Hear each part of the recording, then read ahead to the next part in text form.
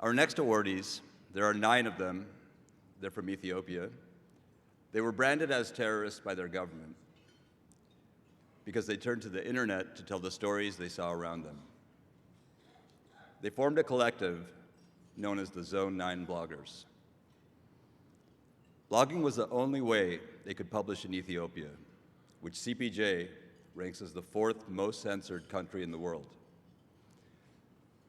6 of the bloggers were jailed for their work, and the others were charged in absentia. In July this year, after months of intense international advocacy, 2 were released.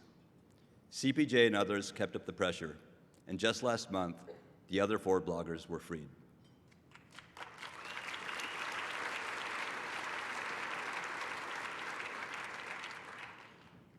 Their freedom is, of course, welcome.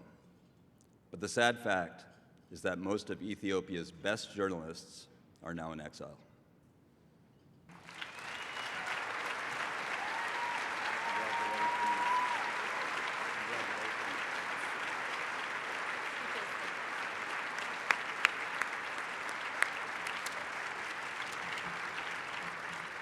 Thank you. This is very exciting.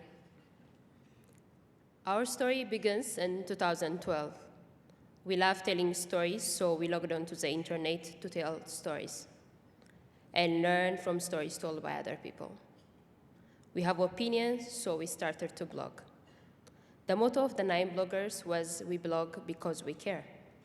We trusted the laws of our land, ended up in jail and in exile. That is briefly the story of Zone 9 bloggers. How did we get the name Zone 9? It was on one bright Sunday in May 2012, we heard the word Zone 9.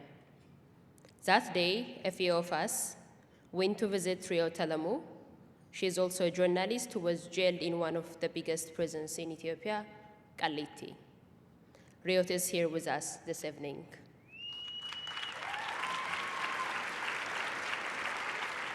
Riot's cellmate, who was also serving a long sentence on fake charges of overthrowing the government, referred to us as the people of Zone 9.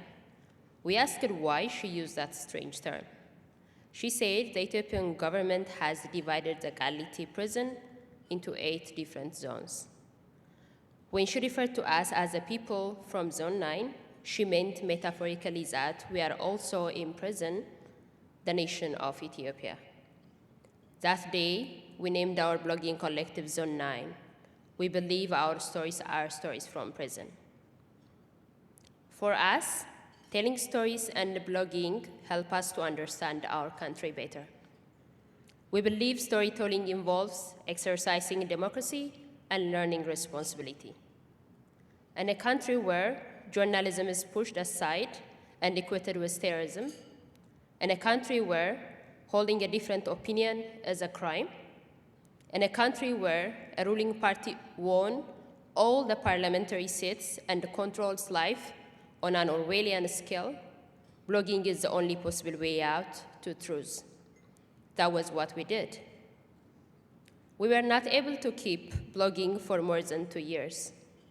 Some of us were exiled, and in April 2014, others of us were jailed for what we loved to do, writing. We were tortured and threatened with death. We were labeled as terrorists for campaigning for respect for citizens' rights to freedom of expression. Our bittersweet story has much to tell about the present-day Ethiopia, in which silence is considered as the beginning of being an Ethiopian. They say, in silence there is peace, but in silence there is fear too. That's the Ethiopian reality.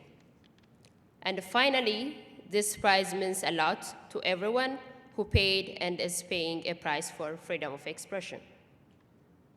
Though it is a reflection of the sad and depressing reality, this solidarity lightens hope and strengthens endurance for many more who are in prison and in exile.